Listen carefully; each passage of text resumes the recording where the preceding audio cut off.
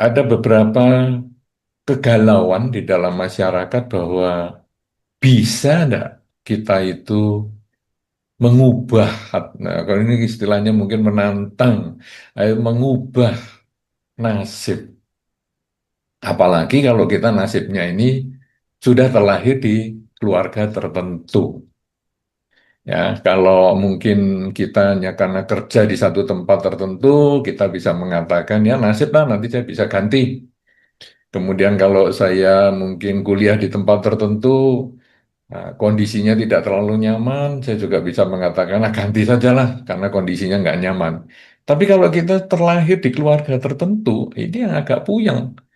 Karena kita tidak bisa mengatakan, ah tetangga sebelah lebih enak, saya pindah ke sebelah aja. Orang tua saya yang ini kurang nyaman nih, saya pindah ke sebelah aja. Orang tua yang sebelah lebih bagus, atau orang tua teman saya lebih bagus. Kita tidak bisa. Nah, kita bisa nggak ngubah nasib seperti ini kalau sudah terlanjur kita kelahiran di keluarga tertentu ini? Karena kita waktu dilahirkan tidak bisa memilih orang tua kita. Kalau Bodhisattva Siddhartha Gautama di dalam kisahnya, beliau bisa memilih. Saya lahir mau di keluarga Raja Sudodana. Ya, ibunya Ratu Maya, saya bisa milih nih. Tetapi kalau kita pada umumnya, tahu-tahu ya sudah ada di kandungan ibu kita yang ini. Tahu-tahu ya ayah kita ya itu, keluarga kita ya ini, kakak adik kita ya itu, sepupu kita ya ini. Jadi kita puyeng juga. Nah, kemudian di dalam Dhamma disampaikan bahwa ini sesungguhnya adalah memang bagian yang kita tidak bisa pilih karena ini adalah karma yang melahirkan kita. Karena satu dan lain hal kita itu terlahir di keluarga tersebut. Atau kalau mungkin kita membahas contoh kita ya, karena satu dan lain hal kita itu terlahir di keluarga kita itu. Mungkin ada kesamaan-kesamaan tertentu. Misalnya kesamaan watak misalnya. Jadi saya dari kehidupan yang sebelumnya memang pemarah sekali, maka saya bisa lahir di lingkungan yang memang keluarganya pemarah. Saya adalah orang yang di kehidupan sebelumnya itu penuh welas asih, kasih sayang, maka saya akhirnya lahir juga di keluarga yang penuh welas asih, kasih sayang, sehingga dari kecil saya juga dididik untuk menyayangi makhluk lain. Nah, itu apa? Karena karma lampaunya. Jadi kita memang sudah terlahir di lingkungan tersebut karena akibat karma. Dan lebih luar biasa lagi, karma bukan hanya sekedar melahirkan, kalau istilahnya tadi kita sebut, ini kita terlahir nggak bisa milih itu karena karma kita, kesamaan karma, lebih luar biasa lagi, karma itu mendukung kelahiran kita. Jadi tadi kita sudah terlahir di orang tua tertentu, kakak adik tertentu, lingkungan tertentu, ini didukung lagi. Yang baik didukung tambah baik, yang buruk didukung juga untuk tambah tidak baik. Misalnya apa ini? Misalnya saya di kehidupan sebelumnya penuh welas asih, cinta kasih tadi. Kemudian saya bisa lahir di lingkungan keluarga yang memang penuh welas asih dari kecil. Sehingga saya dari kecil itu dididik untuk menolong makhluk lain yang menderita, jangan membunuh. Jadi dari kecil sudah dikondisikan menjadi lebih baik, tambah baik. Sebaliknya, saya yang dari kehidupan sebelumnya mungkin pemarah, jahat, lahir di keluarga yang pemarah juga, jahat juga, tetapi lebih dikondisikan lagi. Misalnya, lingkungan saya juga lingkungan yang pemarah-pemarah, bahkan pemabuan. Sehingga kalau sudah mabuk, marah-marah, lebih parah daripada keluarga saya yang lain. Nah, jadi selain ada karma yang melahirkan, mengkondisikan kita lahir di keluarga tertentu, ada juga yang menambah. Yang baik ditambah, yang buruk juga ditambah. Karena itu ada orang mengatakan, wah orang itu enak sekali ya. Kayaknya lahir di dengan piring emas, sendok dan garpu emas. Waduh, sudah begitu ganteng lagi, cantik lagi. Wah, luar biasa. Nah, jadi dia lahir dengan sendok garpu yang emas itu, berarti dia lahir dalam kondisi keluarga yang kaya raya. Nggak bisa milih itu. Kemudian ganteng dan cantik ini berarti ada karma yang menambah lagi. Sudah ganteng, cantik, kaya raya. Sebaliknya yang itu kasihan ya.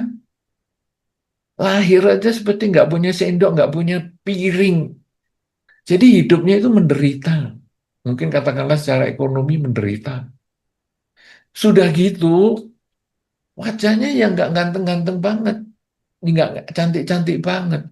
Malah kayaknya ada kekurangan juga. Dia punya kebutuhan khusus. Wah, jadi ini menambah lagi yang sudah buruk ditambah lagi sampai kita ngomong kasihan dia penderitaannya. Nah, tetapi itu kita tidak bisa mengatakan ya sudahlah memang nasibnya seperti itu. Can we challenge fate? Gak bisa lah, ini sudah lahirnya begitu, sudah lagi fisiknya tambah seperti itu. Ternyata di dalam pemahaman tentang karma yang ada di dalam Dhamma, kita tidak berhenti sampai di dua hal itu saja. Ada karma yang memperbaiki atau yang mengurangi karma yang sedang jalan tadi. Jadi kalau tadi yang bagus, lahir di keluarga kaya, ganteng, cantik, ditambah lagi lingkungannya juga bagus misalnya, tapi ada nanti yang mengurangi kebagusan semua ini. Sebaliknya tadi yang lahir di keluarga yang tidak mampu, fisiknya juga kurang kurang bagus, punya kebutuhan khusus misalnya, ini juga nanti ada karma yang bisa mengurangi kesulitan itu. Jadi sudah naik-naik banget, tapi bisa diturunkan. Yang turun sampai rendah, nanti bisa naik. Nah, jenis yang ketiga ini, itu betul-betul tergantung pada diri sendiri. Kalau yang pertama kita nggak bisa milih.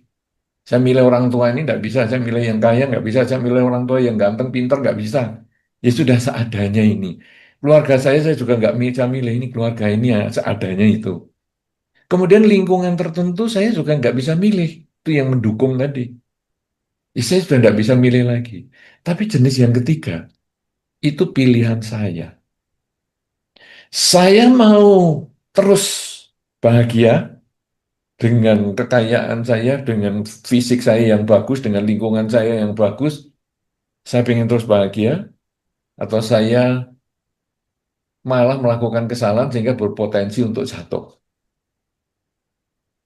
Saya yang sedang menderita, keluarga saya juga memang tidak mampu-mampu banget, fisik saya juga punya kelemahan.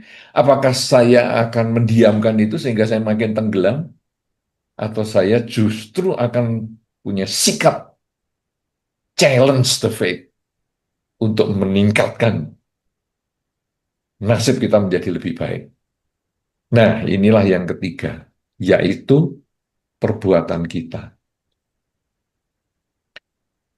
Di dalam Dhamma, perbuatan itu hanya ringkas sekali. Yang ada di dalam Dhammapada dikatakan intinya adalah kurangi kejahatan, tambah kebaikan, sucikan pikiran. Sudah itu saja yang dikerjakan. Kurangi kejahatan. Kita sebetulnya pada dasarnya itu tahu yang disebut kejahatan. Contoh yang paling sederhana. Anda tertarik dengan HP teman Anda. Kemudian Anda mau ambil HP teman Anda itu, mau bawa pulang maksudnya. Anda tahu itu perbuatan tidak benar. Maka untuk melakukan itu, Anda menoleh ke kanan dan menoleh ke kiri dulu. Kira-kira ada orang nggak? Kalau ada orang, saya nggak berani ambil tuh. Oh, nggak ada orang, ambil. Jadi kita tahu itu perbuatan tidak baik. Kemudian, itu yang lebih sederhana lagi adalah kata-kata. Kalau kita kata-katanya itu tidak baik, jelek, dan lain sebagainya, itu kalau ngomong biasanya pelan. Sini-sini saya kasih tahu. Pelan. Kenapa? Karena kita tahu tidak baik. Mungkin menjelekkan orang. Sudah bisiki. Dia itu ya jahat gini-gini. itu kita pelan. Tapi kalau kita melakukan perbuatan baik, tidak perlu noleh kanan, noleh kiri, kita langsung berbuat baik. Misalnya kita di aula Buddhist Fellowship ini menemukan HP misalnya, yang ketinggalan di belakang misalnya, atau menemukan di toilet misalnya. Kemudian kita langsung bawa HP ini, langsung kita malah teriak, "Hei, HP-nya siapa nih? Ketinggalan tadi di toilet, atau ketinggalan itu di belakang. Ayo, nih HP-nya siapa?" Karena kita berbuat baik, kita berani ngomong, berani suara keras. Demikian pula kalau kita memuji teman kita. Tadi kalau kalau kita mengkritik ataupun membicarakan kejelekan orang, kan kita bisik-bisik. Tapi kalau kita membicarakan kebaikannya orang, kita berani ngomong terus terang. Juga bahkan di depan orangnya. Kamu tahu nggak teman saya itu baik sekali. Ini. Teman saya yang ini. Aduh, kalau minggu ngajak ke wihara rajin banget ini. Wih, saya kalau nggak diajak dia, saya nggak kenal agama Buddha misalnya. Kita dengan keras suara lantang, kita bisa memuji orang. Karena kita mengucapkan yang baik.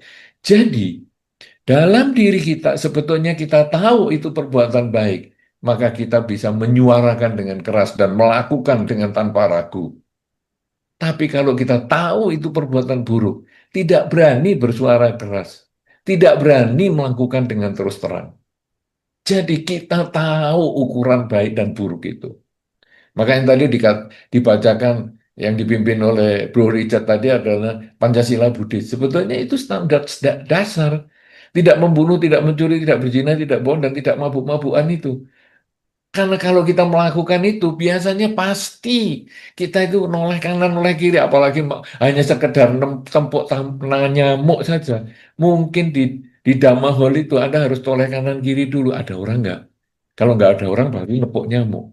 Tapi kalau melepas nyamuk, kita santai aja. Lepaskan, nggak perlu toleh kanan dan toleh kiri. Nah, saudara-saudara, ini sebetulnya kurangi kejahatan, tambah kebaikan. Berarti kita sudah tahu yang baik dan tambah yang buruk, kita lakukan yang baik terus. Yang baik lewat pikiran, yang baik lewat ucapan, yang baik lewat perilaku. Kita tahu itu langsung lakukan. Jangan ditunda, karena umur itu tidak pasti. Hidup itu pasti. Saat ini kita hidup. Tapi apakah bisa sampai sore nanti? Hidup belum tentu. Di dalam Dhamma disampaikan, orang yang bisa melihat matahari pagi, belum tentu dia bisa melihat matahari tenggelam. Orang yang melihat matahari tenggelam hari ini, belum tentu besok bisa melihat matahari terbit. Karena hidup ini pasti, tapi hidup itu tidak pasti. Kematian itu yang pasti. Saat ini saya hidup, pasti hidup. Tapi sampai kapan saya hidup, saya nggak tahu. Jadi hidupnya sendiri tidak pasti. Kematian itu yang datang, itu pasti. Nah, jadi kita kurangi kejahatan. Jangan berbuat buruk lah. Nanti daripada kalau nanti sore saya mati kan saya nambahi karma buruk. Sudah, kita perbuat baik saja. Terus-terusan. Dengan pikiran, dengan ucapan, dan dengan perilaku. Sehingga kalau nanti sore mati atau besok pagi mati, saya sudah siap melakukan yang terbaik. Nah, kurangi kejahatan tambah kebaikan. Sucikan pikiran. Kita ngurangi kejahatan tambah kebaikan itu kalau hanya ucapan dan perilaku itu mudah. Karena asal kumpul dengan orang, Anda kumpul aja di Dhamma Hall ini. Maka omongan Anda yang jelek-jelek mungkin bisa berkurang karena Anda tahu itu omongan jelek. Anda omongan baik-baik, Anda bisa lakukan itu karena Anda tahu itu perbuatan baik. Perilaku juga gitu. Karena perilaku buruk, maka Anda ketika kumpul dengan teman, Anda tidak berani melakukan. Perilaku baik dengan teman, maka akhirnya Anda bisa melakukan dengan bebas, dengan terbuka. Jadi ucapan kita mudah mengendalikan supaya melakukan yang baik, mengucapkan yang baik. Perilaku kita bisa mengendalikan asal mau usaha untuk melakukan yang baik. Tapi pikiran ini susah. Kita bisa tersenyum walaupun pikiran mengatakan, sebetulnya kamu ini menjengkelkan, tapi sudahlah saya masih membutuhkan kamu bersenyum. Perilaku juga gitu, padahal kita melakukan kebaikan. Tapi kadang pikiran kita jelek. Ini kalau nggak ada orang, saya juga nggak mau bantu-bantu dia. Tapi ya sudahlah, banyak orang, kita bantu aja. Nah, jadi sebetulnya kita tahu itu perbuatan baik dan buruk di dalam pikiran, tapi bisa dilakukan yang berbeda. Nah, tadi kita kurangi kejahatan tambah kebaikan. Ternyata yang ketiga ini adalah sucikan pikiran. Jadi kita melakukan kebajikan itu dengan tulus. Jadi pikiran ini harus dengan pikiran yang baik dan hindari pikiran-pikiran buruk. Kita sadari kalau pikiran buruk itu muncul dan kita mengganti pikiran buruk itu dengan kalimat semoga semua makhluk berbahagia. Semoga semua makhluk bahagia. Semoga semua makhluk bahagia. Sering-sering kita mengucapkan itu sehingga pikiran buruk itu bisa kita usir dari diri kita. Dan kalau pikiran buruk ini bisa kita usir dari diri kita, sampai akhirnya kita ditanya, kapan ya kamu terakhir punya pikiran buruk? Kapan ya? Saya lupa ya. Mungkin dulu sebelum pandemi atau apa, saya pernah punya pikiran buruk, tapi akhirnya nggak mikir yang begitu. Nah, itu berarti pikiran baik sudah muncul. Nah, kalau ucapan baik, perilaku baik, dan pikiran baik, maka orang yang tadi terlahir di keluarga yang kaya raya, fisiknya bagus, ganteng, cantik misalnya, kemudian lingkungannya juga bagus, terus dia banyak berbuat baik dengan pikiran, ucapan, dan perbuatan, maka dia akan bertambah bahagia hidupnya. Jadi, tema kita misalnya, can we challenge faith? Faith itu tidak harus yang negatif loh. Kalau sekarang challenge faith-nya tapi faith yang baik ini masa kita mau challenge supaya jadi buruk? Kan tidak. Faith itu bisa berarti juga yang positif. Nah, jadi kalau gitu kita justru yang nasib yang baik ini harus kita tingkatkan supaya menjadi lebih baik. Nah, kalau nasib buruk, can we challenge fate? Betul. Jadi akhirnya sekarang gimana nih kita memperbaiki yang buruk tadi? Karena kita sudah lahir di keluarga yang memang kurang mampu, fisik saya juga lemah, kemudian lingkungan saya juga tidak baik. Tetap kita harus berbuat baik dengan pikiran kita, dengan ucapan kita, dengan perilaku kita. Sehingga ketika kita terus menambah karma baik dan mengurangi kejahatan, maka itu nanti seperti di dalam damai yang disampaikan bahwa kalau kita punya segelas air yang kemudian terisi sesendok garam, maka kurangi kejahatan, jangan menambah garam yang baru. Tambah kebaikan, tambahlah air. Jadi kalau garam yang sesendok ini tidak ditambah lagi, air yang segelas ini ditambah terus, kebajikannya ditambah terus, ditambah terus, sampai menjadi 3 gelas, sampai menjadi satu satu tempayan yang besar, maka garam yang sesendok ini menjadi tidak terasa karena perbandingannya yang terlalu besar antara jumlah garam dengan jumlah airnya. Kalau sudah begitu, walaupun ada karma buruk yang kita miliki, mungkin kita terlahir di lingkungan yang tidak baik dan fisik yang tidak baik, tetapi karena karma baik kita ini terus bertambah, terus kita tambah setiap saat, kurangi kejahatan, tambah kebaikan, dan sucikan pikiran terus itu kita lakukan. Kita menambah air, menambah air, menambah air, maka hidup kita bisa berubah. Ada saja nanti rezeki yang tadi semuanya sudah nambah turun, turun, turun, tapi karena kita berbuat baik ini mengubah nasib kita. Bisa bertolak belakang dari awal. Itulah makanya kalau kita melihat tokoh-tokoh yang terkenal itu misalnya lahir di keluarga miskin, menderita, kemudian dia melakukan berbagai perbuatan baik, terus menambah dengan karir dan sebagainya, akhirnya karirnya menjadi sukses, sampai akhirnya orang tuanya bisa dibantu, didukung, sampai menjadi orang sukses juga orang tuanya di daerahnya. Itu adalah karena dia bisa mengubah nasibnya. Yang kalau di dalam Dhamma dikatakan sebagai karma yang memotong. Jadi, sekarang kalau kita lihat ada 4 jenis karma ini. Karma yang melahirkan, kita tidak bisa pilih. Yang kedua, yang mendukung kelahiran ini juga nggak bisa pilih. Lahir di keluarga kaya, ganteng, cantik, nggak bisa milih. Lahir di keluarga tidak mampu, fisiknya punya kekurangan, juga tidak bisa milih. Yang kita bisa lakukan adalah karma yang ketiga, yaitu perbuatan kita. Dengan kurangi kejahatan, tambah kebaikan, dan sucikan pikiran. Pada saat kita melakukan itu, maka yang tadi lahir di keluarga yang kaya dan fisik yang bagus, dia akan tambah hidupnya bahagia. Sebaliknya, yang lahir di keluarga tidak mampu, kemudian fisiknya lemah, tapi dia yang banyak berbuat baik, maka dia bisa mengubah nasibnya, berubah total. Inilah yang disebut dengan karma yang memotong. Nah, kalau sekarang yang orang lahir di keluarga yang kaya, kemudian fisiknya bagus, tetapi dia mengurangi perbuatan baiknya, menambah kejahatannya, dan mengacaukan pikirannya dengan mabuk-mabukan narkoba dan sebagainya, maka dia bisa memotong karmanya juga bertentangan dengan lahir yang awal tadi, yaitu mungkin dia jadi mati dengan sakit-sakitan karena ketagihan narkoba misalnya, atau ketika dia sedang mabuk mengendarai kendaraan, kecelakaan sampai lumpuh misalnya, sehingga kekayaan dan kegantengan atau kecantikannya ini menjadi tak berarti lagi. Ini semua bisa berubah kalau perilakunya tidak melakukan kurangi kejahatan, tambah kebaikan, dan sucikan pikiran. Dengan cara ini maka sebetulnya nasib bisa kita ubah. Tapi kalau kita hanya diem-diem saja, ya kita akan jalani nasib yang tadi hidupnya sukses, ya sudah dari orang tua, kemudian didukung, terus ya enggak banyak melakukan apa-apa, ya dia jalannya normal-normal saja. Tapi kalau dia menambah kebajikan lagi, mengurangi kejahatan, menyucikan pikiran, dia akan meningkatkan kualitas kebahagiaan yang sudah dia dapatkan.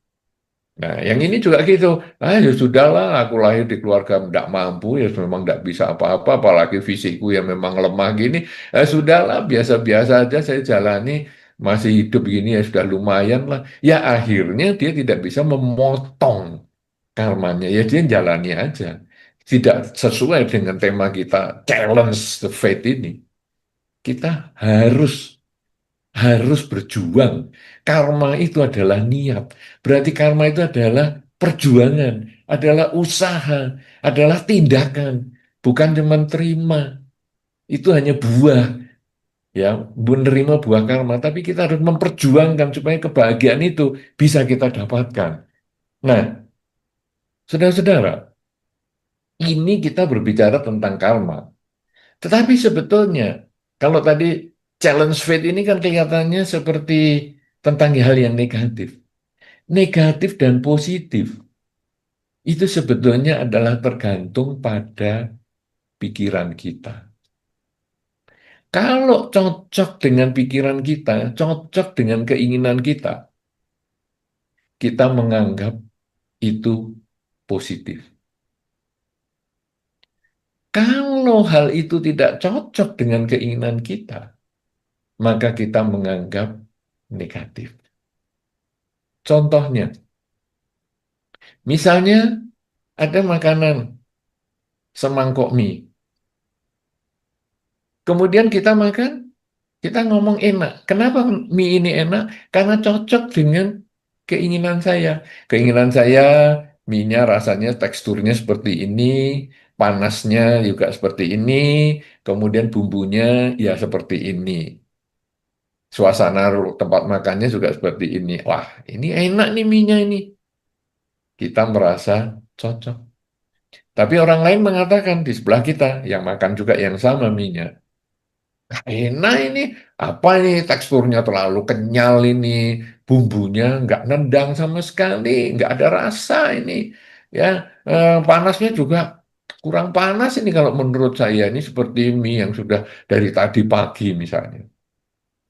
Jadi mie yang sama untuk seseorang yang cocok dia mengatakan bagus, baik, enak. Mie yang sama untuk orang yang tidak sesuai keinginannya dia mengatakan nggak enak. Jadi dari contoh mie ini, kalau kita bercerita tentang nasib, ini juga sama. Wah, nasib baik. Kadang-kadang kita menyoroti orang dengan ngomong nasib baik. Si A ini nasibnya baik sekali. Tapi si A ditanya, aduh hidupku itu menderita banget. Aduh, sakit-sakitan aku ini sebetulnya. Kita memandang dari sudut yang berbeda. Dia kalau orang kaya mobilnya bagus ini bahagia ya. Dia nggak merasa itu. Dia merasa saya sakit-sakitan. Nggak enak. Sebaliknya kita juga melihat orang lain. Kasihan tuh hidupnya menderita. Dia mengatakan, enggak. Saya happy kok. Rumah tangga saya bahagia.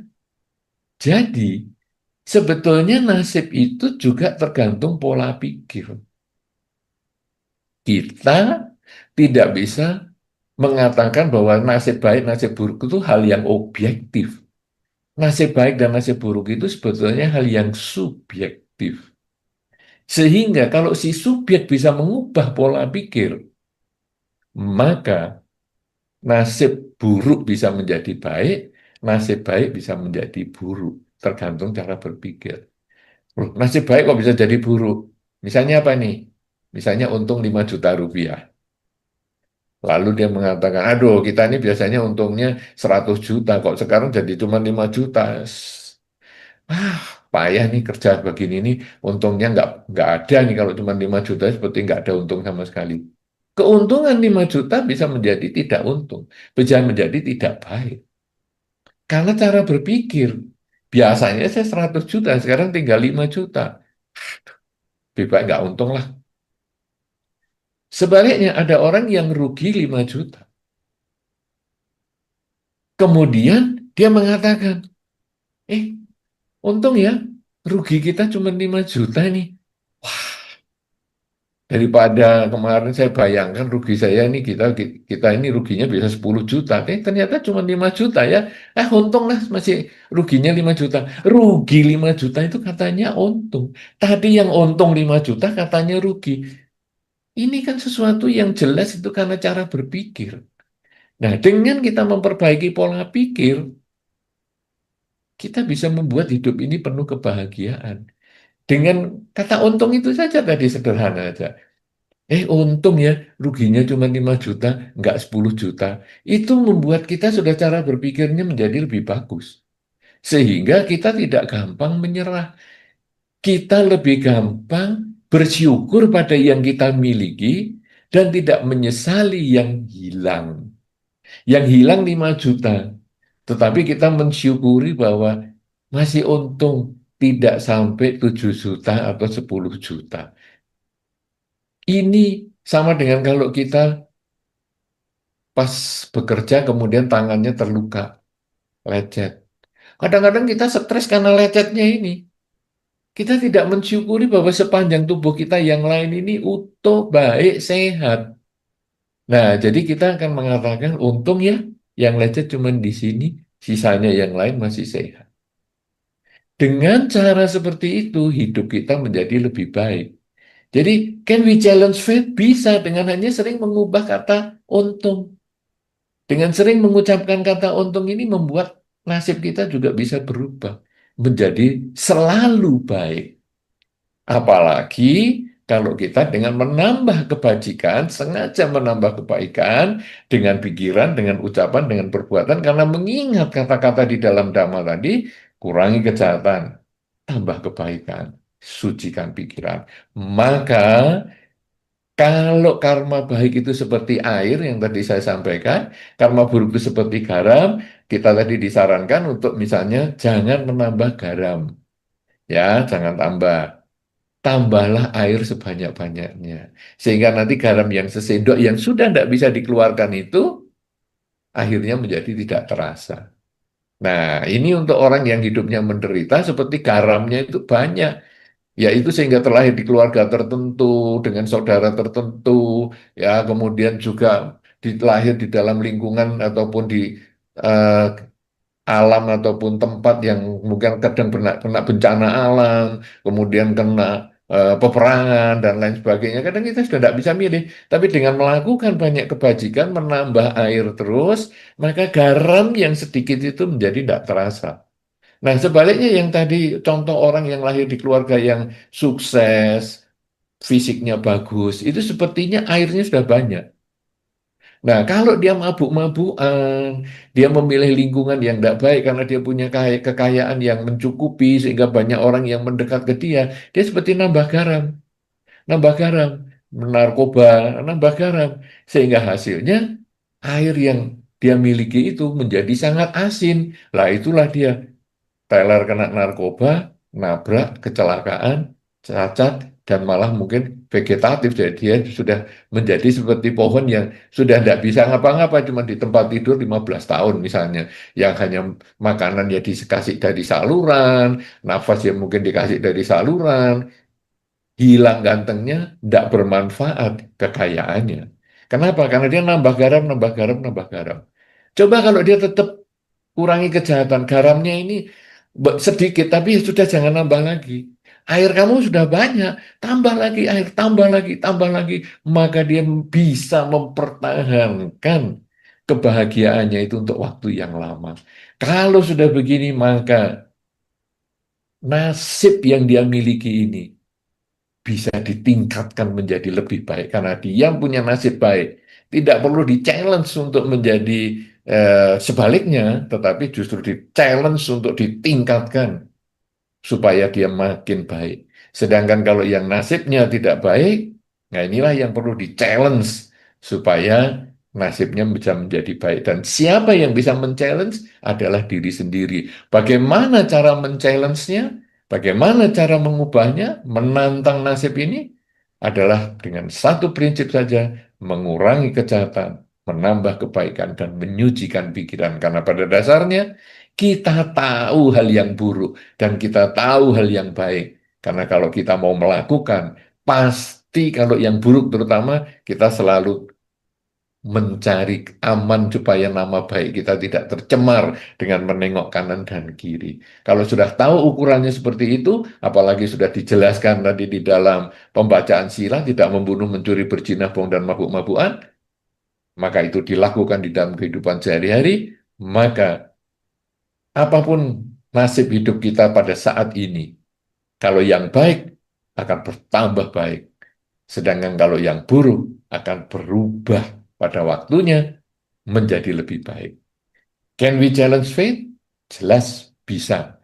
Kalau yang baik kita tambah menjadi lebih baik, yang buruk juga kita bisa perbaiki agar menjadi lebih baik, tambah baik untuk waktu-waktu mendatang di kehidupan ini maupun di kehidupan-kehidupan yang selanjutnya. Saya kira ini yang bisa saya sampaikan sebagai pengantar tema kita yang sangat bagus ini. Mudah-mudahan nanti di dalam diskusi kita bisa melakukan pendalaman sehingga tema kita ini bisa menambah semangat kita untuk menambah kebajikan, mengurangi kejahatan, dan menyucikan pikiran, yaitu menjaga kesadaran setiap saat, ya selalu mengucap dalam batin saat ini sedang apa, ataupun semoga semua makhluk bahagia, sehingga hasilnya kita nanti pun akan memperoleh kebahagiaan. Saya kira demikian, saya kembalikan kepada Saudara Willy. Terima kasih. Dan mungkin saya mulaikan dulu dengan satu pertanyaan Bante, karena tadi kan Bante sudah mulai tentang menceritakan tentang ada karma yang lahir, karma mendukung, perbuatan baik, dan juga karma yang memutus. Nah, pertanyaan saya ini mungkin kalau karma saya analogikan sebagai sebuah buku tulis, Bante, buku tulis putih yang lalu ketimpa tinta. Jadi buku tulis putih itu ketimpa tinta, kan biasa tinta itu nembus ya Bante. Nah itu anggapnya mungkin karma buruk terus nembus beberapa lembar. Pertanyaan saya Bante, kalau pakai analogi ini, kapan kita harus mulai melakukan perbuatan baik? Karena kan kita sekarang banyak kan mikirnya kita mau usaha yang sedikit tapi hasilnya maksimal. Jadi bisa gak Bante kita skip to the good part gitu Bante. Jadi langsung di skip aja berapa lembar langsung mulai ke lembaran baru. Ataukah harus kita mulai sedikit demi sedikit? Bagaimana menurut pendapat Bante? Ya, ini pertanyaan yang menarik ya. Jadi, karma ini seperti buku, buku bersih kemudian ketetesan tinta. Cuman kan tidak dibahas juga tintanya ini berapa halaman ya yang kena. Kalau tintanya itu cuma halaman pertama dan sedikit ya kita nggak usah pusing itu. Lakukan lagi yang belakang-belakangnya kita langsung tulisi semua.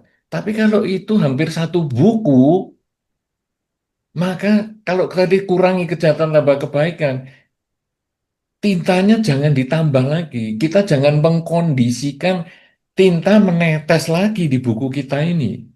Karena kalau sekarang di situ ada katakanlah tetesan tinta, kemudian kita merasa, ih, buku saya kok ketetesan, kecipratan tinta ini. Atau mungkin minyak lah ya, karena tinta sekarang sudah jarang dipakai, tapi misalnya minyak.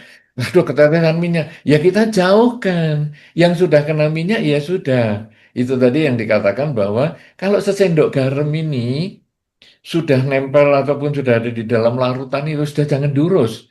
Kita nambahin airnya saja karena kita mau mengeluarkan garamnya ini juga nggak bisa. Ataupun kalau bisa masih pakai proses laboratorium yang rumit sekali. Dan ini cocok dengan apa yang Anda sampaikan tadi. Usaha dikit hasilnya maksimal. Nah, jadi sekarang tintanya di buku itu misalnya. Anda bisa menggunakan proses kimia tertentu, ya, kemudian diasap tertentu, kemudian dikeringkan tertentu, tintanya bisa hilang. Tetapi itu usaha yang keras, usaha yang ribet, hasilnya buang waktu. Nah, jadi gimana sekarang?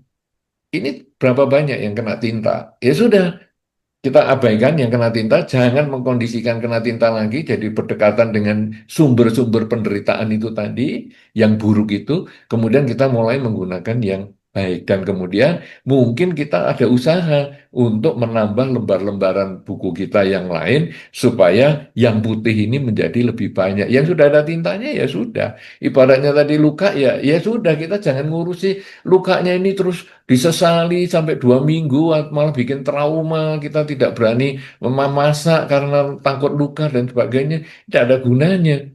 Sudah kita mensyukuri bahwa kita masih punya tubuh yang utuh, kemudian ini ya dibalut secukupnya, dan kemudian hindari penyebab itu supaya di masa depan tidak terulang lagi. Jadi menjadikan pengalaman kita sebagai evaluasi untuk tidak diulang yang buruk dan ditingkatkan untuk yang baik.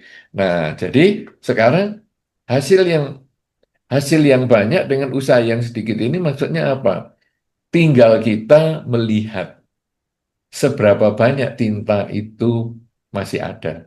Dan kemudian yang ternoda itu, buku yang ternoda tinta itu seberapa banyak itu yang perlu dilihat dulu. Yaitu karma buruk kita ini sudah seberapa banyak.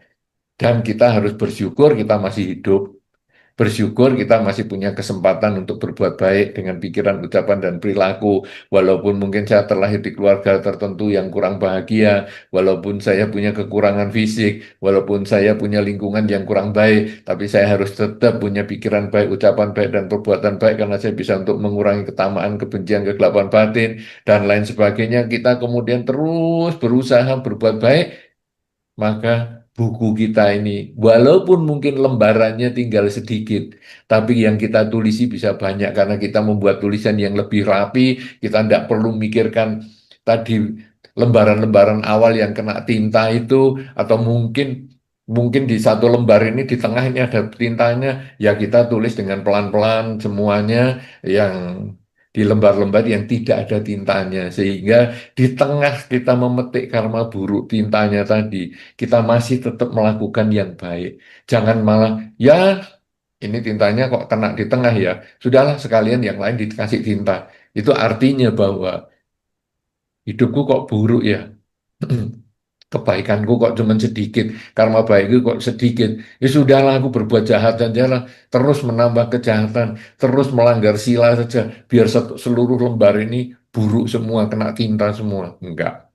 Walaupun tintanya sebesar apapun juga di halaman kita. Kita menulisnya pelan-pelan sehingga di tengah penderitaan kita, kita masih punya kesempatan berbuat baik. Karena kebajikan itulah yang akan mengubah nasib kita. Begitu apakah Saudara Willy sudah bisa memahami? Sudah Bante. Baik, terima kasih Bante. Saya lanjutkan dari pertanyaan yang kami terima dari YouTube Bante. Saya bacakan pertanyaannya. Nama saya Nyana Susilayani. Mohon izin bertanya, dalam konsep hipnoterapi dipercayai adanya warisan karma leluhur. Bagaimana pendapat Buddhis mengenai hal ini? Ada umat Buddha yang ikut retret tempat tertentu Di sana sewaktu interview ditanya terus apakah dapat nimita.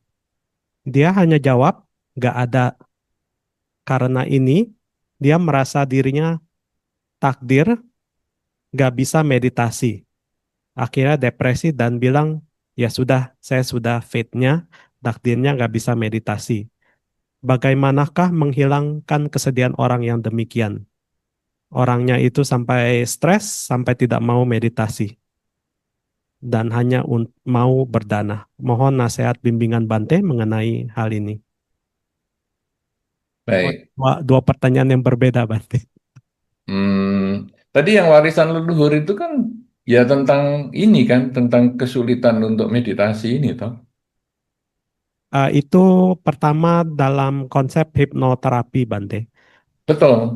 Tapi Ya, kan tentang kesulitan dalam meditasi ini toh sebetulnya. sepertinya dua pertanyaan berbeda, tapi agak sambung, Bante.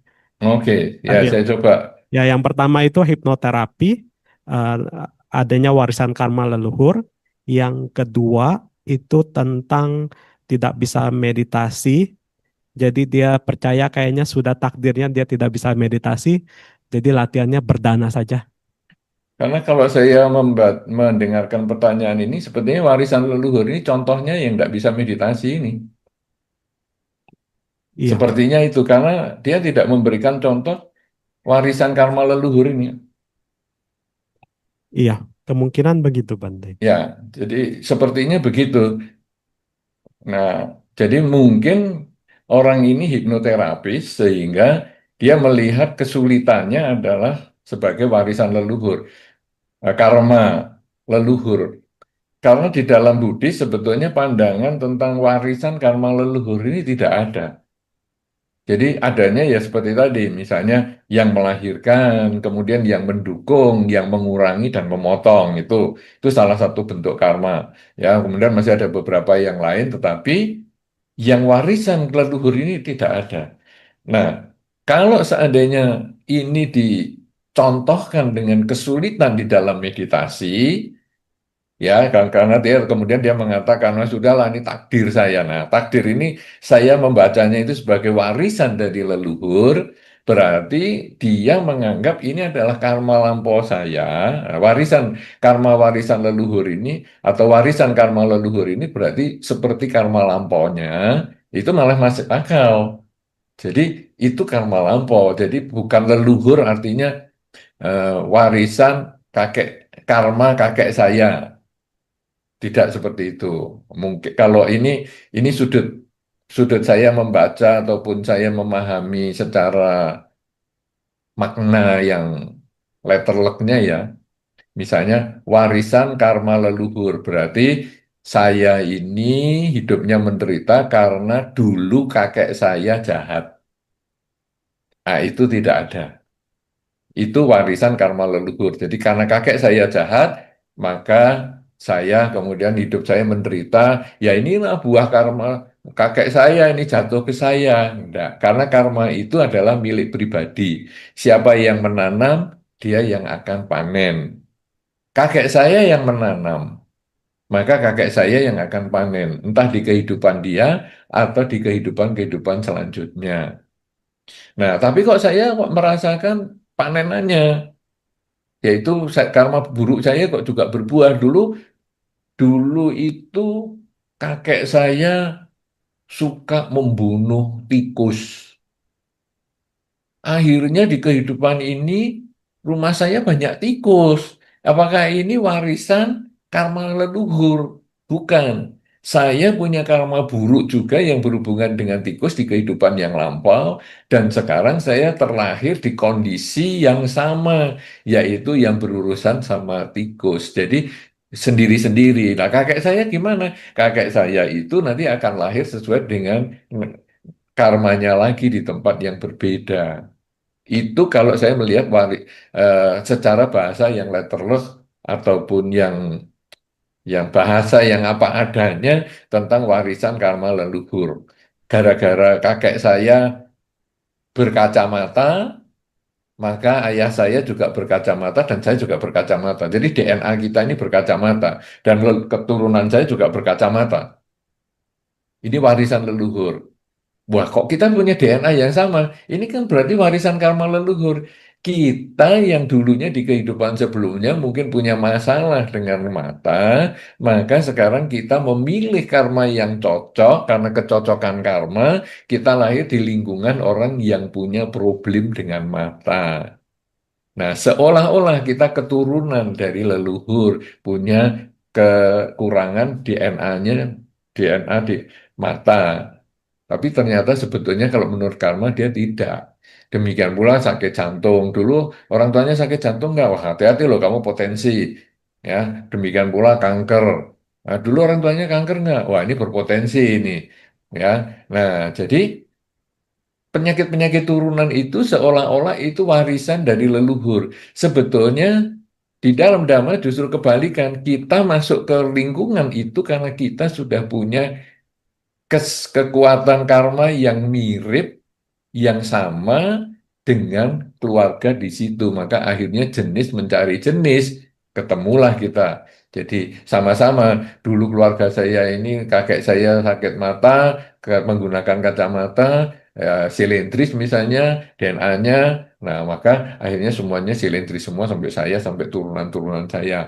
Dulu orang tua saya itu kena diabetes, ya DNA-nya kemudian saya juga dan turunan saya ya diabetes yang versi satu misalnya golongan satu yang memang karena turunan itu adalah karena kita berkumpul di sana karena mempunyai kesamaan karma. Ibaratnya Anda berkumpul di Dhamma Hall ini ya karena kesamaan, ada beberapa kesamaan, yaitu sesama manusia, sesama umat Buddha, tetapi nanti setelah acara ini selesai, Anda tidak akan kumpul lagi karena Anda pulang ke rumah masing-masing. Tadi sebelum datang juga Anda berangkat dari rumah yang berbeda-beda, dengan jalan yang berbeda-beda, dengan sarana transportasi yang berbeda-beda. Kemudian kumpul di satu tempat yang Dhamma Hall di Buddhist Fellowship ini. Kemudian nanti selesai acara, kita akan pulang semua masing-masing ke rumahnya sendiri. Jadi ini hanya kesamaan karma. Anda di Buddhist Fellowship ini, di Dhamma Hall-nya, itu hanya kesamaan karma. Itulah yang kemudian jadi lahir di keluarga tertentu. Itu menurut pandangan di Buddhis ya. Nah, kalau sekarang kemudian dalam meditasi misalnya, ada orang mengatakan, waduh sulit ya saya meditasi. Apakah ini juga warisan leluhur? Artinya leluhur ini sekarang jadi karma saya di kehidupan sebelumnya, saya tidak meditasi? Mungkin. Mungkin di kehidupan sebelumnya ini saya belum pernah meditasi. Maka di kehidupan ini sangat sulit sekali. Tapi tidak apa-apa. Karena di kehidupan ini saya menabung supaya di kehidupan selanjutnya saya masih punya kesempatan berlatih meditasi lagi, melanjutkan lagi. Nah, kalau orang ini kemudian sudahlah, tidak ada bahasa sederhananya, tidak ada mianya lah saya menjadi meditasi, sudah tidak ada nasibnya saya menjadi orang yang bisa meditasi, sudahlah saya banyak berdana sajalah. Dia keliru. Itu ibaratnya seperti orang sekolah. Kamu ini 2 tambah 5 saja kok nggak bisa-bisa sih. 2 tambah 5 masa nggak bisa? Dari kemarin belajar 2 tambah 5 nggak bisa. Iya, saya memang bodoh. Sudahlah, saya nggak usah sekolah. Loh ya, kalau sudah nggak sekolah ya malah tambah bodoh dong. Justru sekolah itu supaya pinter. Supaya nanti 2 tambah 5 itu langsung tahu jawabnya. Demikian pula dalam meditasi. Ketika kita nggak bisa meditasi, ya justru kita latihan. Di kehidupan ini kita nabung. Sebaliknya ada orang yang meditasi sebentar, dia dulunya bukan Buddhis, kemudian dia latihan sebentar, setengah jam pertama dia latihan, nggak pernah meditasi, loh kok langsung bisa? Wah enak sekali ya. Nah, dia tabungannya sudah banyak. Di kehidupan-kehidupan sebelumnya dia sudah deposit demikian banyak, sehingga di kehidupan ini dia tinggal pencet keluar semua tabungannya. Oh, dia langsung bisa meditasi dengan baik. Ingat, Pangeran Siddhartha bermeditasi mencapai kesucian itu karena tabungannya sudah banyak yang disebut dengan paramita itu. Bawana paramitanya kan sempurna. Nah, kita mungkin baru mulai sekarang. Sehingga hasilnya kita ini masih harus nabung lagi, nabung lagi, nabung lagi untuk beberapa kehidupan mendatang. Nah, jadi bagaimana nih menghilangkan kesedihan? Kita harus punya kata untung. Jadi untung masih di kehidupan ini sebagai manusia, kita mengenal dhamma dan berlatih meditasi. Jangan sia-siakan. Gunakan waktu ketika hidup tidak pasti, kematian itu pasti, untuk berlatih meditasi semaksimal mungkin. Tapi aku nggak bisa itu belajar. Ya sudah belajar 15 tahun, baru 15 tahun, belum 17 tahun. Siapa tahu nanti tahun yang ketiga setelah hari ini bisa. Jadi kita terus latihan, latihan, latihan. Nah, nanti akhirnya bisa lah. Teman saya itu kok bisa? Ya karena dia sudah nabung dari kehidupan sebelumnya. Anak saya kok juga bisa baru bayi? Ya karena dia sudah nabung di kehidupan sebelumnya. Kamu baru mulai nyicil. Nabung sekarang. Kamu jangan iri sama orang yang punya account misalnya, loh kok dia punya 15 juta, aku kok dimasukkan setiap hari 100 ribu, 100 ribu, kok baru dapatnya 5 juta. Ya karena tabungan kita baru mulai, dia sudah nabung lebih awal.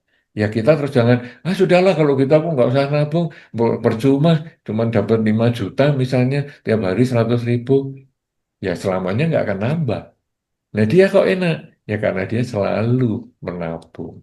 Ya jadi prinsipnya seperti itu, sehingga jangan kita kemudian mengatakan ya memang kamu nggak bisa, tapi justru nggak bisa nggak apa-apa. Kita coba lagi, coba lagi. Thomas Alva Edison itu loh, perlu 3.000 bahan materi material untuk membuat lampu pijar. Dan setelah 3.000, dia akhirnya mengatakan bahwa saya telah mengetahui ada 3.000 jenis logam yang tidak bisa menjadi penghantar cahaya, penghantar panas. Nah, jadi itu dia belajar, belajar, belajar, belajar sampai akhirnya dia bisa. Ya, begitu mudah-mudahan bagi si penanya bagusnya juga nanti menyebutkan kota ya. Jadi supaya bisa panitia tahu bahwa acara ini diikuti dari banyak tempat juga. Saya kira demikian, terima kasih. Silahkan, masih ada pertanyaan lain? Iya. Baik, terima kasih Bante. Ya, Bante ada pertanyaan dari Dhamma Hall, Bante. Hmm. Dari Brother Richard. Selamat siang Bante, terima kasih atas dakwah di sana yang telah diberikan. Kalau tadi kita lihat kan Bante menyarankan kita lebih ke arah membenah diri untuk challenging the fate itu. Pertanyaan saya, ketika kita sudah membenah diri, kadang kan kita kan rasanya manusiawi, kita juga mau mengubah orang-orang di sekitar kita gitu Bante. Misalnya tadinya, oh kita tidak mengenal Dhamma, kita rasanya mau mengenakan Dhamma, mengajak berdana dan lain-lain untuk orang tua dan keluarga kita. Tapi di satu sisi kan kita melihat bahwa rasanya susah mengubah orang lain itu, Bante. Jadi nasihat Bante seperti apa, Bante? Terima kasih. Baik,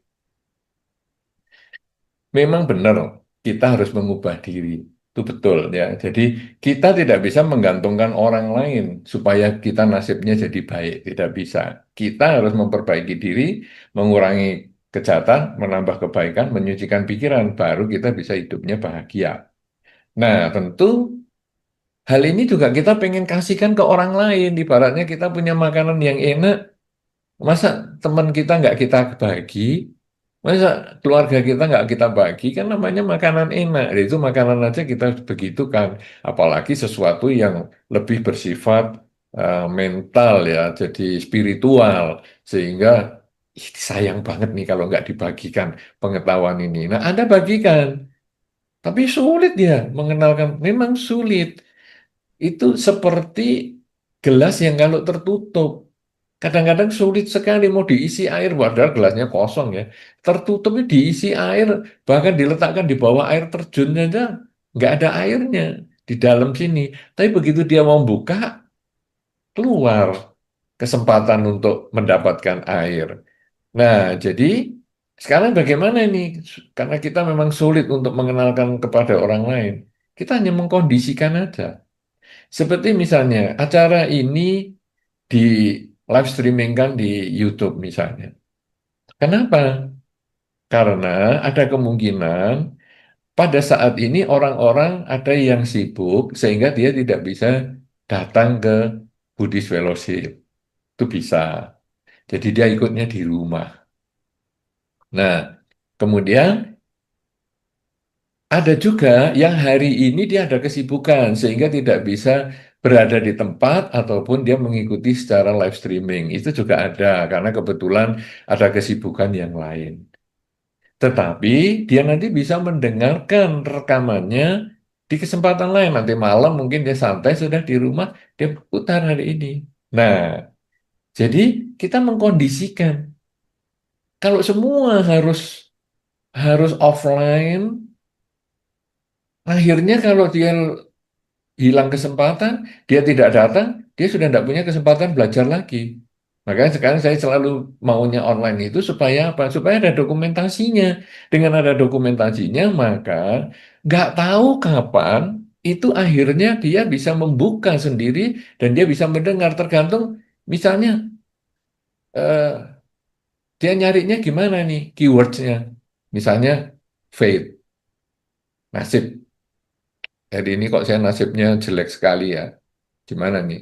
Apa ya? Ada ceramah-ceramah tentang nasib nggak ya? Nasib, fate. Keluar ceramah ini. Nah, didengarkan. Oh, waktu hari ini dia tidak dengar, nggak minat. Besok dia nggak minat, tahun depan mungkin minat, atau 3 tahun lagi baru minat, atau 10 tahun lagi baru minat. Tetapi karena dia terdokumentasikan dengan baik di YouTube misalnya, secara online, maka dia bisa akses setiap saat. Jadi, keluarga Anda, teman Anda tetap harus berbagi kepada mereka tentang kebajikan ini, cara-cara berbuat baik ini. Kenapa? Karena kita adalah kalyana mita, teman yang baik. Teman yang baik itu apa? Teman yang baik itu mampu atau berusaha mencegah temannya itu melakukan kejahatan. Berusaha mendorong temannya itu untuk berbuat baik. Nah, jadi seperti ini memberikan pengertian dhamma kepada lingkungan kita, itu sebetulnya mendorong keluarga kita, teman kita, lingkungan kita untuk berbuat baik. Tentu saja kita harus melihat juga orangnya ya. Jadi orang ini kebetulan memang simpati dengan Buddhis. Nah, Anda bisa mengatakan, menurut Dhamma ya, kalau kita ini mau ngubah nasib atau mau challenge the fate itu, ya kita berusaha untuk berbuat baik. Karena kita harus perlu kurangi kejahatan, tambah kebaikan, sucikan pikiran. Itu kan seperti di buku Dhammapada lah. Nah, ini karena dia mengenal Dhamma. Tetapi dia tidak mau tahu Dhamma. Cuman dia merasa, kamu kok hidupnya happy terus sih, gimana sih? Dan dia tidak tidak terlalu berminat tentang agama Buddha, maka Anda juga tidak perlu mengatakan menurut Sang Buddha, menurut Dhammapada, tidak usah. Anda cukup menjelaskan tentang nilai-nilai kebajikan itu saja, tanpa harus merek-merek, sehingga dia mendengarkan, oh ya ya, benar juga ya. Cobalah nanti saya cobanya. Nah, jadi Anda sebagai kalyana mita, kita semua adalah saling berkalyana mita, saling menjadi teman yang baik, harusnya saling mengingatkan.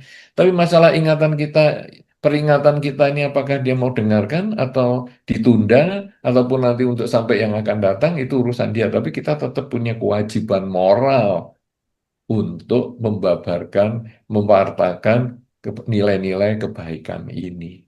Apalagi Anda bisa mengubah perilaku Anda menjadi lebih baik sehingga lingkungan Anda akan mengatakan, setelah sekarang kamu banyak berbuat baik atau setelah kamu kenal Dhamma ini ya, 3-4 tahun ini, berubah loh kamu ini.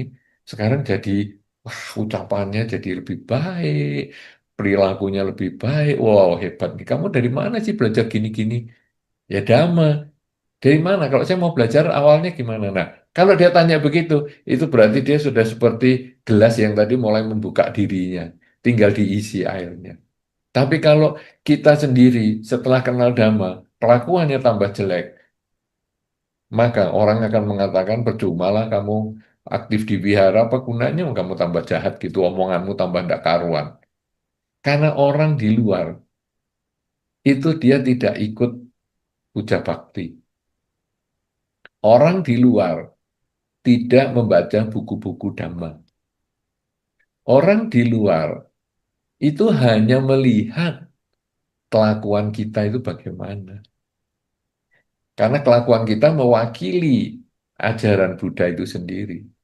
Kelakuan kita baik, maka orang luar akan berminat untuk bertanya kepada kita, apa sih yang membuat kamu jadi baik? Dulu kamu emosional kayak gitu ya, sekarang kok jadi baik? Apa sih yang penyebabnya? Nah, kenapa? Karena kita sudah berubah.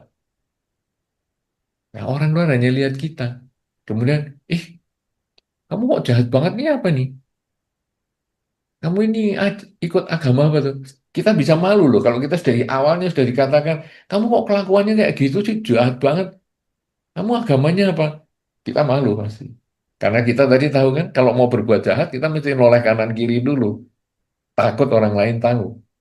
Wah, ini kok kejahatan kok jadi dikaitkan sama agama. Kita langsung ngomong, jangan kaitkan agama. Ini berbuat jahat itu ya urusan saya pribadi. Tapi orang melihat kita ini mewakili agama tertentu. Sebaliknya, kalau sekarang orang melihat, kamu jadi baik nih, gimana? 3 tahun yang lalu kamu nggak sebaik ini loh. Oh, saya soalnya setelah saya ikut agama Buddha itu saya berusaha lebih baik lagi. Oh, agama Buddha. Nah, mereka nggak belajar, mereka nggak ngikut, mereka nggak nonton YouTube dan lain sebagainya, tapi mereka melihat kita ini sebagai wakil agama Buddha. Jadi begitu kita dengan bangga mengatakan, karena ini kan kebajikan ya, beda sama tadi yang kejahatan, kita malu ngomong agama Buddha. Saya cuma simpatisan aja, saya bukan Buddhis misalnya. Saya hanya setahun bisa cuma sekali kok ke wihara, malu. Tapi kalau yang tentang kebajikan, kok kamu bisa berubah jadi baik? Ajaran apa? Oh, aku agama Buddha, makanya aku diajari yang baik. Jadi kita bangga, karena ini kebajikan. Nah, makanya walaupun sulit mengubah orang, mungkin kita tidak bisa mengubah si A. Tapi karena kita sering ngomong, mungkin teman-teman di sekitar si A itu yang akan mengingatkan, kamu ingat nggak dulu dia itu ngomong begini-gini. Oh ya ya, benar juga tuh, benar juga bahwa kalau ngubah nasib tuh mestinya gini. Akhirnya dia juga pelan-pelan dia bisa berubah. Karena bagi kita umat Buddha, jumlah umat itu bukan yang harus kita urus. Ada umat pindah, umat masuk, pindah masuk Buddhis atau keluar dari umat Buddha, kita nggak mau terlalu pusing itu. Tapi bagaimana kita bisa menjadi orang yang baik? Apakah dia umat Buddha atau bukan? Yang penting dia bisa berbuat baik dengan pikiran, dengan ucapan dan perilaku. Nah, kalau kita bisa memberikan informasi tentang kebajikan lewat pikiran, ucapan dan perilaku tanpa harus membuat dia beragama Buddha, misalnya, tidak problem. Dan itu sangat membuat dia juga nyaman. Saya walaupun bukan Buddhis, tapi saya kenal ini enak loh, saya bisa belajar dan saya tidak harus jadi umat Buddha. Karena kan di dalam Dhamma sudah berkali-kali disampaikan, belajar agama Buddha, belajar Buddha Dhamma, tidak harus menjadi umat Buddha. Nah, tapi kita kan mengajarkan kebajikan dengan contoh perilaku kita dulu. Begitu apakah bisa diterima? Ya, sudah Bante. Oke, baik. Saya lanjutkan dengan pertanyaan dari YouTube Bante. Saya Junita dari Swiss. Hidup saya penuh minyak Bante. Dikhianati terus-menerus, anak diculik, kini hidup hanya untuk ibu. Baru kini Buddhisme sekarang. Baru kenal Buddhisme sekarang. Dan mencoba menambah garam terus. Namun saya tidak tahu berapa lama saya bisa bertahan. Apakah harus menunggu sampai kehidupan berikutnya? Apakah sebegitu banyak garam di kehidupan saya sehingga air yang harus saya tambahkan tidak akan mencukupi pada kehidupan ini? Bisakah saya putuskan buah karma buruk ini?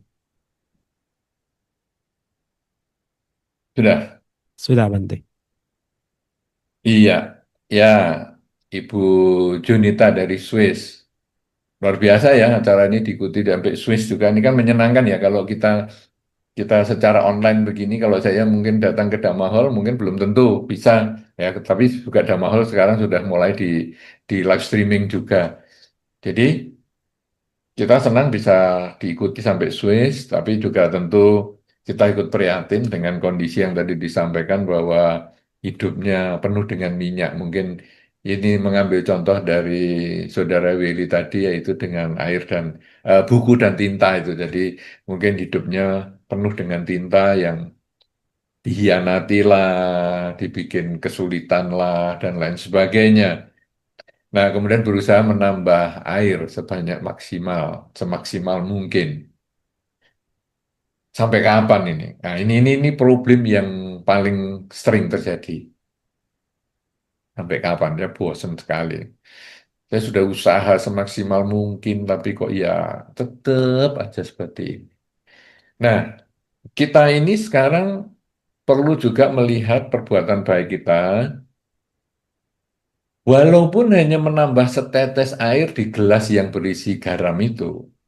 Tetapi secara kimiawi, sebetulnya jumlah air sudah bertambah 1 tetes. Tentu garamnya sebetulnya juga sudah berkurang rasanya. Tetapi karena baru setetes, wah ya belum ada bedanya.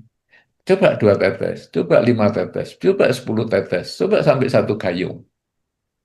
Akan berubah. Nah, maka problemnya bisa nggak ya selesainya di kehidupan ini atau harus sampai kehidupan yang selanjutnya? Kita jangan terlalu mengurus itu. Karena sekarang begini, saat ini hidup tidak pasti, kematian itu yang pasti. Berarti saat ini saya terus berbuat baik. Sehingga kalau kematian ini nanti datang hari ini, minimal saya sudah melakukan kebaikan yang semaksimal mungkin sampai malam ini. Tapi kalau hidup saya masih 50 tahun lagi, maka saya masih punya kesempatan yang lebih banyak lagi. Pokoknya kalau saya setiap kali berbuat baik, saya harus merenungkan bahwa hidup saya bisa mati hari ini. Mungkin bisa mati setelah saya berbuat baik ini. Maka saya terus berbuat baik, berbuat baik, berbuat baik. Kok masih hidup, berbuat baik lagi. Masih hidup, berbuat baik lagi, berbuat baik lagi. Terus dan mengurangi kejahatan. Mengurangi kejahatan, itu di prinsipnya seperti hidup kita masih panjang. Misalnya saya mau marah nih sama si A. Gimana ya saya mau marah sama si A? Tundalah sampai 2 hari lagi. Paling saya masih hidup lah 2 hari lagi. Nah, jadi kalau kita mau berbuat jelek, tundalah seolah-olah hidup kita masih panjang. Umur kita masih panjang.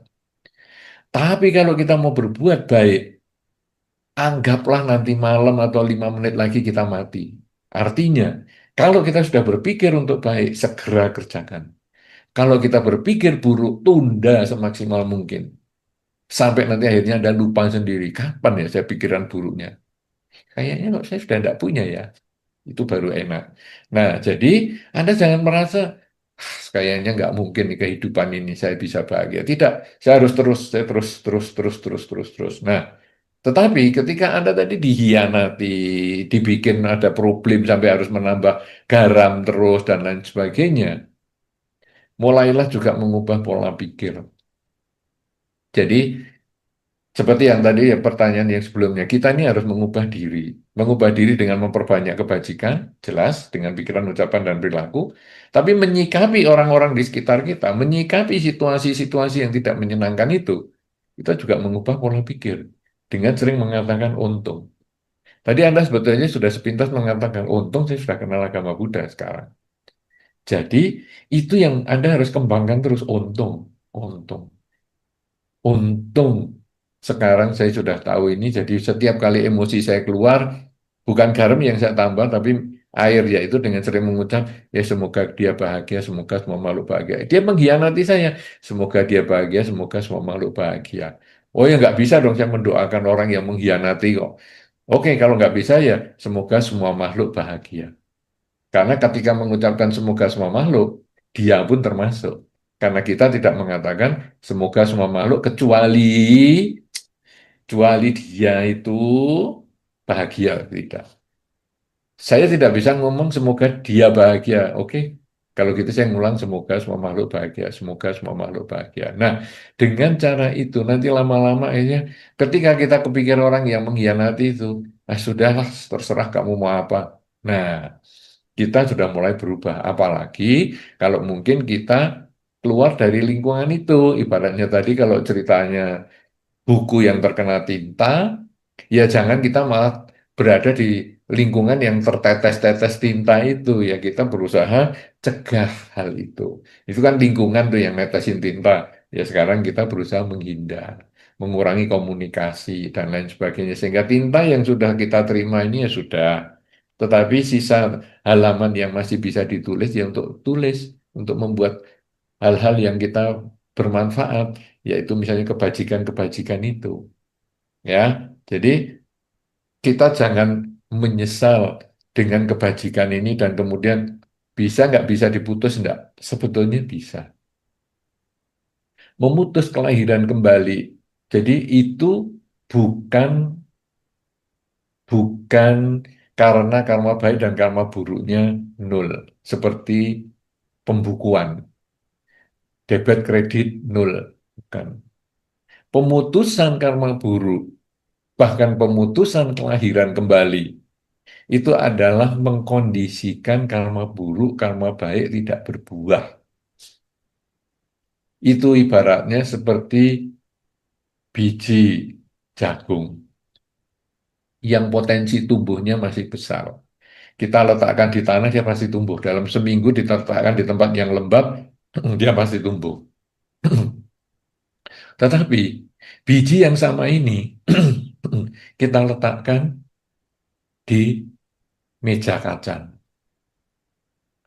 Karena medianya tidak mendukung, maka biji jagung yang potensi tumbuhnya ini maksimal, dia nggak bisa hidup. Inilah prinsip pencapaian kesucian, pemutusan karma. Apa itu? Yaitu menyadari hidup adalah saat ini. Tadi kita pernah hidup, tapi sudah nggak hidup, jadikan masa lalu sebagai pelajaran. Yang baik tingkatkan saat ini, yang buruk perbaiki saat ini. Nanti akan hidup, tapi belum tentu hidup. Jadikan tujuan hidup ini yang baik kita mulai sekarang, yang buruk kita hindari mulai sekarang. Jadi saat ini untuk memperbaiki masa lalu, untuk membangun masa depan. Nah, setiap kali orang selalu sadar hidup saat ini dimulai dengan meditasi, membiasakan saat ini saya sedang apa? Sedang narik nafas, mengeluarkan nafas, sedang melangkah, sedang menulis, sedang membaca, sedang mendengar, sedang berbicara, terus disadari setiap saat, maka kita bisa membebaskan diri, memutuskan dari buah karma, baik maupun buruk. Kalau sudah begitu, hidup menjadi lebih tenang seimbang. Ya, tapi kalau memutuskan buah karma buruk adalah dengan punya pikiran untung. Jadi, tadi saya ambilkan contoh, rugi 5 juta pun, itu kan buah karma buruk.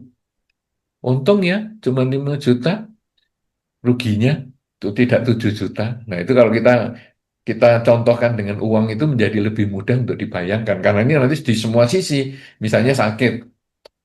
Wah, sakitnya buah karma buruk. Untung loh, saya sakit di kala saya masih umur segini, sehingga saya masih bisa cari obat di beberapa tempat. Atau untung ya, saya sakit seperti ini di zaman ini. Coba kalau mungkin 5 tahun yang lalu, sistem pengobatannya belum ketemu tuh. Wah, berat banget nih. Jadi tetap ada untungnya. Dengan cara begitu, maka karma buruk ini bisa kita abaikan lagi buahnya karena kita sudah selalu berpikir karma baik. Jatuh pun untung loh, jatuhnya sudah di sini dekat rumah, jadi gampang sekali tinggal dicuci dan banyak obat di rumah.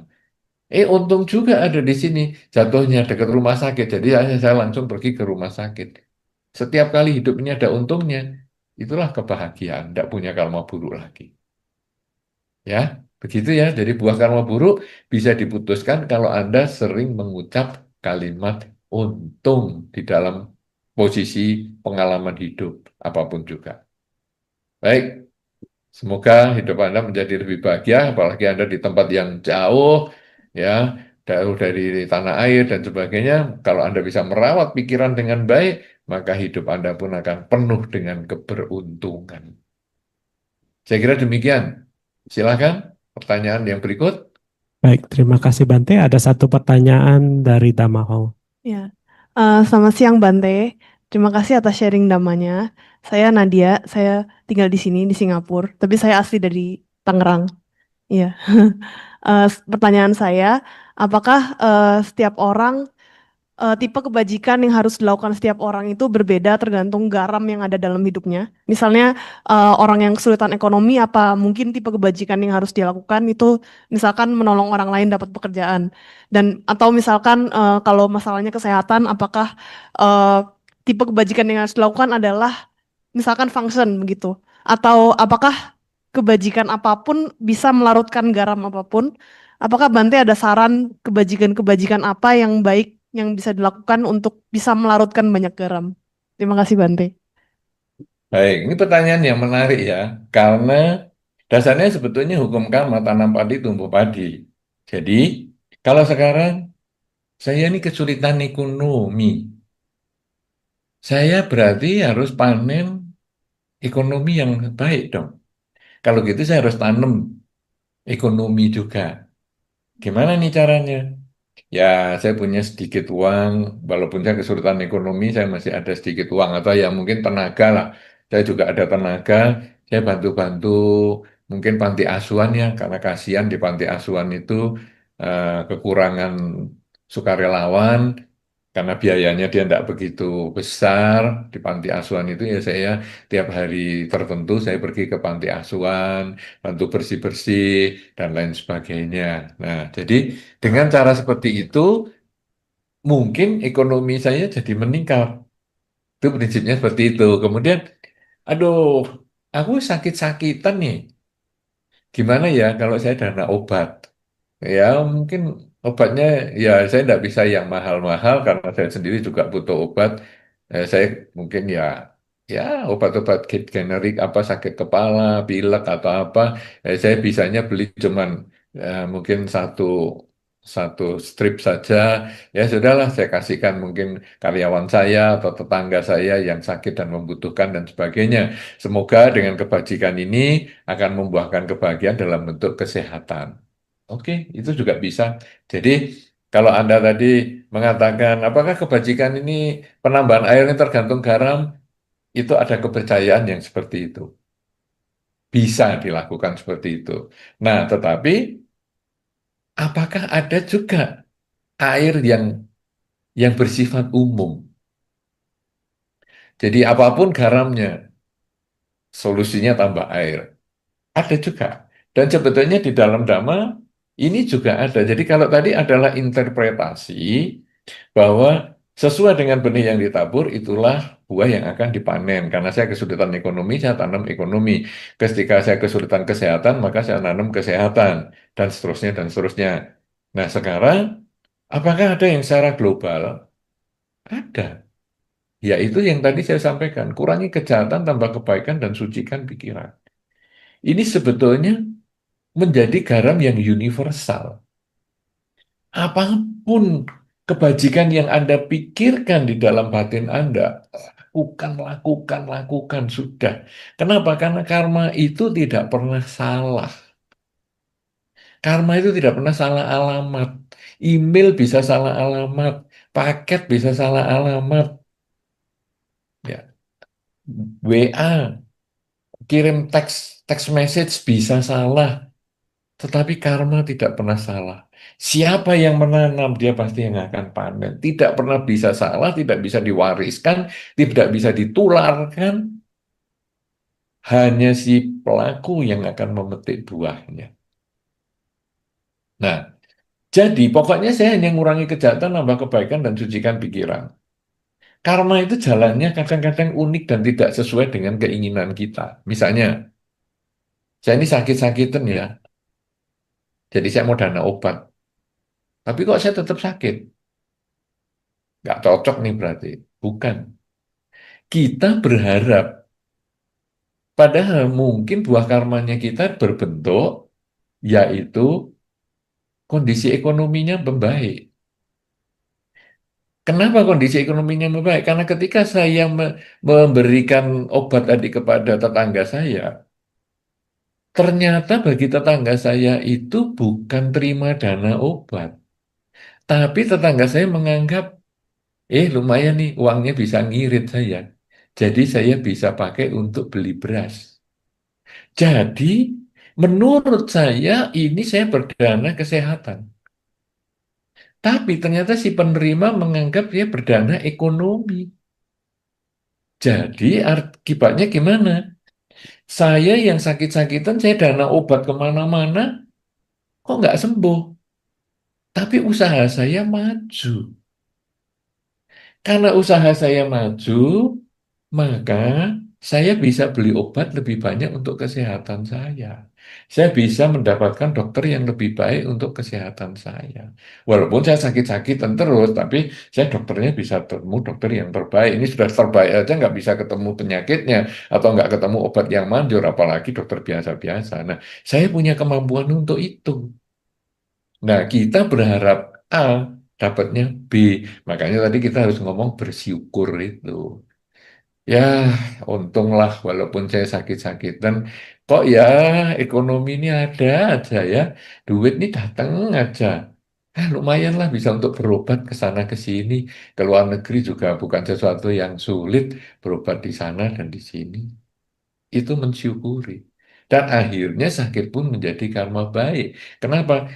Ya saya sakit gini, saya kan harus berobat. Tapi kalau berobat sendirian, agak repot ya karena saya harus ke sana ke sini kadang kadang harus di rumah sakit mungkin butuh beli ini butuh itu sudahlah ngajak anggota keluarga entah pasangan hidup atau anak atau siapa gitu dan kita jalan ternyata di sana di luar negeri misalnya seminggu untung ya sakit nih jadi saya bisa ngobrol-ngobrol sama anak ini waduh ternyata anak ini stres loh dia tidak tahu bahwa wah ya, dia mungkin merasa ekonomi orang tuanya berat karena saya sakit-sakitan. Kemudian dia punya kebutuhan untuk misalnya kuliah apa, terus dia nggak berani minta. Loh, kasihan. Wah, untung loh saya sakit jadi bisa ngobrol sama dia ya, empat mata begini dan akhirnya saling terbuka, komunikasinya efektif banget dan akhirnya saya memahami anak ini dan anak ini juga akhirnya bisa kuliah dengan lega. Untung saya sakit. Itu kan sama dengan tadi rugi 5 juta. Untung ruginya cuma 5 juta, tidak 7 juta. Nah ini untung saya sakit, sehingga saya bisa ngobrol dan memahami kesulitan anak ini. Anak ini kan pendiam sekali. Gara-gara ngikut saya seminggu nggak ada yang diomong, kita ngobrol ke sana ke sini yang nggak jelas, tahu-tahu nyampe aja problemnya dia curhat. Nah, ini harapan tidak sesuai dengan kenyataan. Harapan kita bisa sehat, ternyata kenyataannya saya dapat duitnya lebih banyak.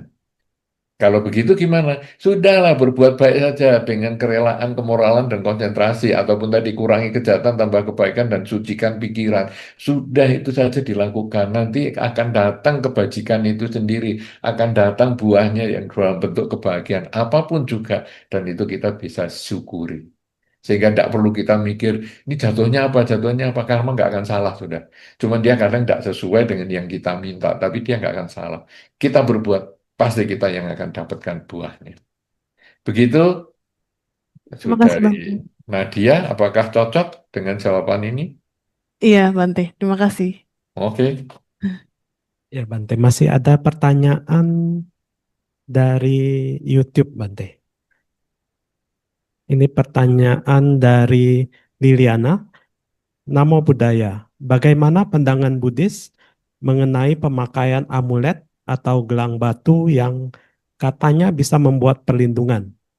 Kadang di pasaran amulet atau gelang batu itu dijual dengan harga yang tinggi. Semakin mahal, semakin kuat amulet atau gelangnya, atau hanya untuk pengaruh psikologis dan sugesti biar percaya diri. iya, mana ya? Itu dulu ada cerita. Jadi ada orang yang takut masuk hutan karena dia penakut sekali. Dia takut masuk hutan, kemudian dia pergi ke salah satu orang pandai. Dia masuk hutan ini karena bagian dari ujian ya, dia ikut pencinta alam. Nah, seorang yang pecinta alam biasanya kan memang ada tes. Gimana kamu naik gunung sendiri, berani nggak? Masuk hutan sendiri, berani nggak? Sebetulnya takut nih, saya takut. Tapi saya pergi ke orang yang saya katakan orang pinter lah. Lalu saya ngomong sama orang pinter itu. Menyebut orang pinter berarti kita tidak pinter ya. Jadi, itu ada orang pinter loh. Karena kita menyebut itu berarti kita sebetulnya kan nggak pinter. Nah, jadi tolong dong, saya mau masuk hutan. Ini sarana ujian. Saya kalau nggak mengikut ini, nanti keanggotaan saya di pecinta alam saya bisa dibatalkan. Padahal saya suka. Ya, saya suka rombongan sama teman-teman camping lah, apalah dan seterusnya. Lalu oleh orang yang pinter itu dikasih jimat. Jadi sebentar ya, saya buatkan jimat. Kemudian dia masuk, dibikinkan jimat, lalu dimasukkan ke dalam sampul tertutup, dirapi ya, dilakban dan sebagainya, kemudian dikasihkan orang itu, atau kasihkan saya tadi. Sudah, ini. Kemudian saya terima. Wah, ini jimat nih. Dan orang pintar itu mengatakan, ini harus kamu bawa terus ya. Kamu simpen di tempat yang nempel dirimu. Jadi kalau kamu pakai jaket ya di jaketmu, kalau kamu pakai tas, mungkin ya tas yang nempel di dirimu, atau kamu masukkan di ikat pinggang atau dompet atau apa. Pokoknya harus nempel terus. Pokoknya dari masuk hutan itu sampai keluar nanti harus nempel terus. Sampai selesai ujiannya nempel terus. Nanti kamu pasti aman, selamat. Oke, saya nurut. Jadi saya bawa semua. Nah, wah masuk hutan ngeri-ngeri juga nih, gelap. Ada suara binatang sana sini. Ya, oke lah, saya coba lagi. Saya kan ada jimatnya nih. Jadi selamat, selamat saya panggil sama orang tua, orang pandai itu tadi. Orang pandai, tolong ya, dibantu ya, dibantu ya, dibantu ya. Nah, saya mulai jalan. Yang ngeri-ngeri, tapi ya jalan. Dan akhirnya saya bisa sampai melewati hutan itu. Kemudian mengikuti ujian-ujian yang selanjutnya dan dinyatakan lulus. Nah, lalu karena lulus, saya pergi ke orang pintar itu lagi. Kemudian orang pintar itu saya temui dan saya mengatakan terima kasih Pak, saya sudah dibantu. Saya keluarkan jimatnya. Kalau saya nggak punya jimat ini yang saya bawa terus ini, mungkin saya nggak lulus Pak. Karena ngeri banget ya hutan itu. Hari itu saya malah ketemu harimau lagi. Tapi begitu saya tunjukkan jimat ini, harimaunya lari loh Pak. Ngeri banget itu hari itu saya, tapi akhirnya bisa. Nah, nanti saya kapan-kapan minta lagi ya Pak. Ini apa ada masa kedaluarsanya, expirednya? Ya, karena ini kan apa hanya dipakai sekali terus kemudian expired atau nanti bisa saya pakai selamanya. Kemudian si orang pinter itu mengatakan gini ya, coba ini ada gunting kamu buka itu lakbannya dan sebagainya. Gunting pinggir aja, jangan di tengah, pinggir gunting. Nah, kemudian amplop yang dilakban itu, kamu ambil isinya. Ya ambil. Coba itu ada kertas kan isinya. Ya, apa itu? Kosong. Loh, kosong. Ini bukan ada jimatnya. Enggak. Cuma saya kasih kosongan aja. Kamu kan menyebut saya orang pinter, berarti kamu kan enggak terlalu pinter. Dan benar, enggak terlalu pinter. Karena itu hanya kertas kosong membuat kamu lebih happy. Nah, jadi maksudnya gimana ini? Maksudnya gini ya. Kalau kamu selamat sampai seberang, kamu mengatakan untung ada jimat ini. Tapi kalau kamu sampai misalnya digigit binatang tertentu, tadi katanya ada harimau, kamu juga akan bisa mengatakan untung ada jimat ini. Jadi cuman digigit harimau, tangan saya nggak dimakan harimau. Jadi tetap ada untungnya. Konsep untung ini yang tertanam di dalam pikiranmu karena jimat. Nah, jadi gimana ini? Masalah pertanyaan ini untuk perlindungan ini. Ya, saya tidak penggemar amulet, saya tidak bisa menjawab amulet ini gunanya untuk apa? Karena ada penggemarnya juga, ada peminatnya juga, ada yang seneng mahal. Oh, mahal pasti amuletnya manjur, murah dikasih gratis amuletnya nggak manjur. Ya itu terserah. Bagi Anda yang seneng dengan amulet ya silahkan jalani. Bagi Anda yang mau merenungkan ya renungkanlah kisah saya tadi. Mudah-mudahan ini bisa memberikan manfaat untuk saudari Liliana. Terima kasih. Ya, baik, terima kasih Bante. Kayaknya kita masih ada 2 pertanyaan lagi Bante. Apa boleh kita lanjut Bante? Silakan. Ya, baik. Jadi atau kalau masih ada pertanyaan di Dhamma Hall, silakan angkat tangan ya. Kalau tidak, saya bacakan pertanyaan yang sudah masuk dari YouTube. Ya, pertanyaan dari YouTube, Namo Buddhaya Bante. Nama saya Linda dari Singapura. Saya sedang mengalami lingkungan kerja yang toksik dan manajer yang over micromanaging selama 1 tahun lebih. Saya sudah berusaha semaksimal mungkin dan sering mengucapkan semoga mereka berbahagia. Namun masih saja saya dibully dan bahkan diberikan warning letter karena hanya work performance yang menurut saya tidak masuk di akal.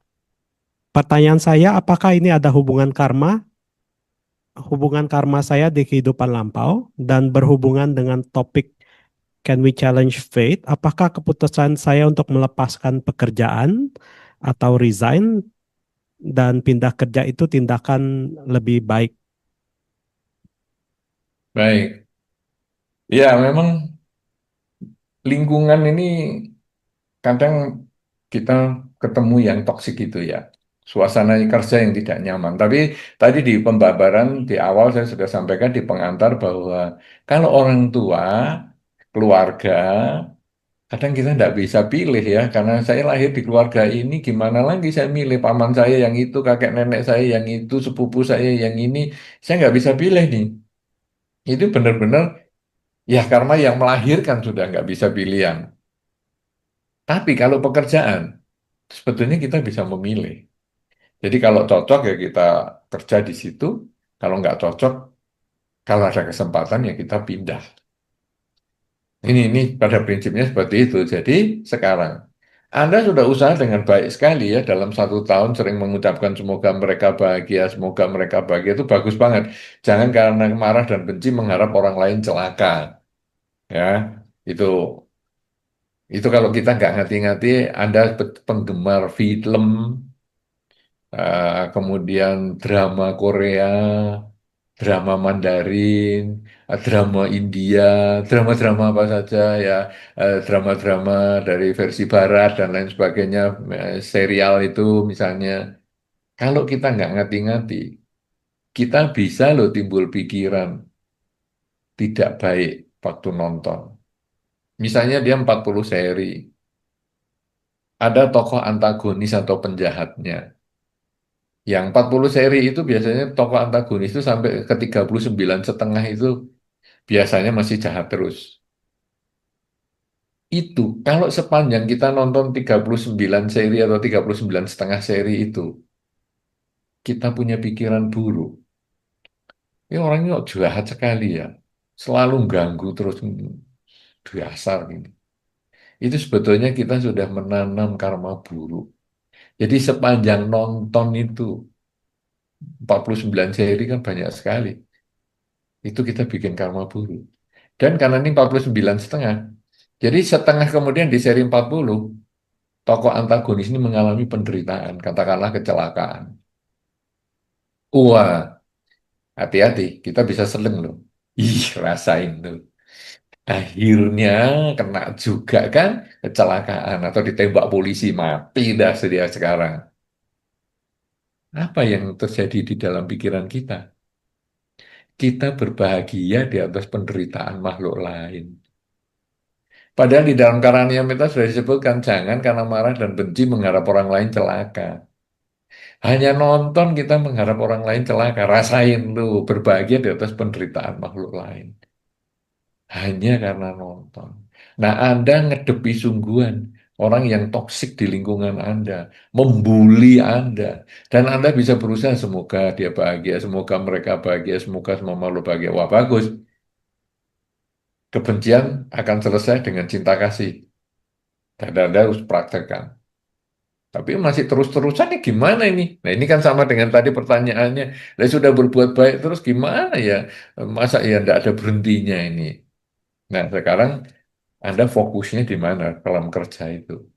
Kalau Anda fokusnya pada gaji, gaji di tempat kerja yang ini adalah yang paling bagus. Cuek, saya fokus pada tujuan yaitu ekonomi mandiri.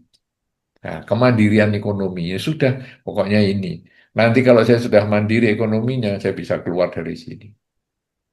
Tapi kalau gajinya di situ tidak terlalu bagus-bagus banget dengan tekanan yang demikian besar, tahan, cari kerja di tempat lain.